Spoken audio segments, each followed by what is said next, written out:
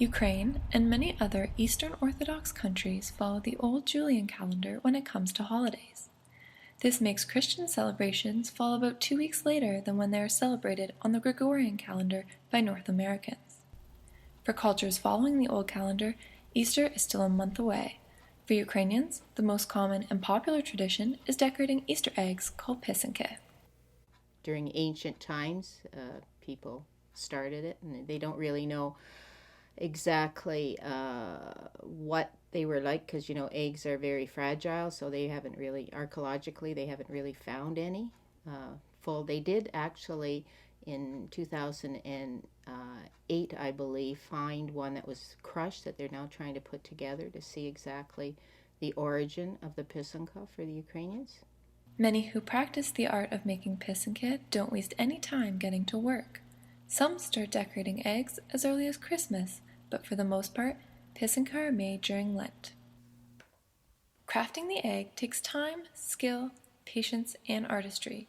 It begins by choosing a pattern from a book or creating your own design and tracing it onto a raw egg. Next, beeswax is melted in a kistka over a candle and written onto the egg. The wax covers the part of the pattern that needs to remain the current color of the egg. After the lines are drawn, the egg goes into the dye. The process of dyeing happens in order of lightest to darkest colors, yellow being the lightest, followed by orange, green, blue, red, then black, depending on your design. Though some modern Pysanky also use pink, purple, and turquoise. When the egg is finished being written on and dyed, the wax is melted off with a candle to reveal all the layers of color in the final product.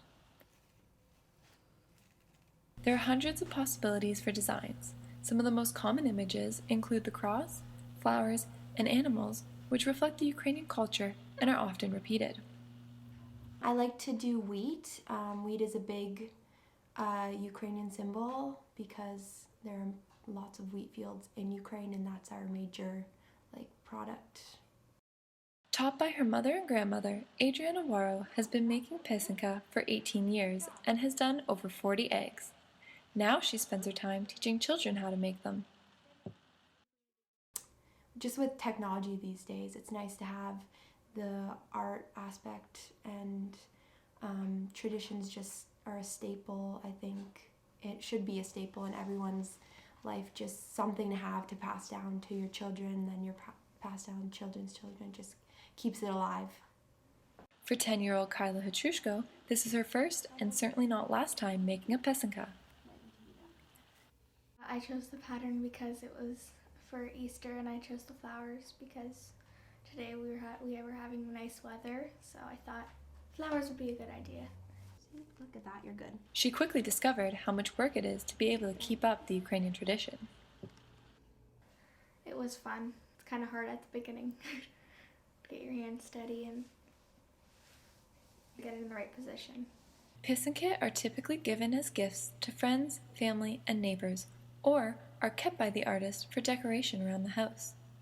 Pysanky can be made on different sizes and types of eggs, like the common chicken egg or special goose eggs. Canadian-Ukrainians have been practicing the art of Pysanky making for years, but that hasn't always been the case for those living in Ukraine.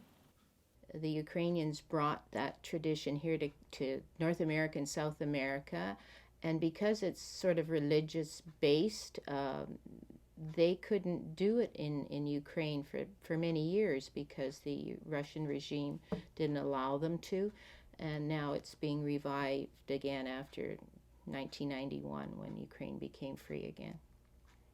Making Pysanky is Ukrainian tradition that has been passed on from generation to generation and is sure to continue for many years to come. Clina Terrace, Guelph Humber News.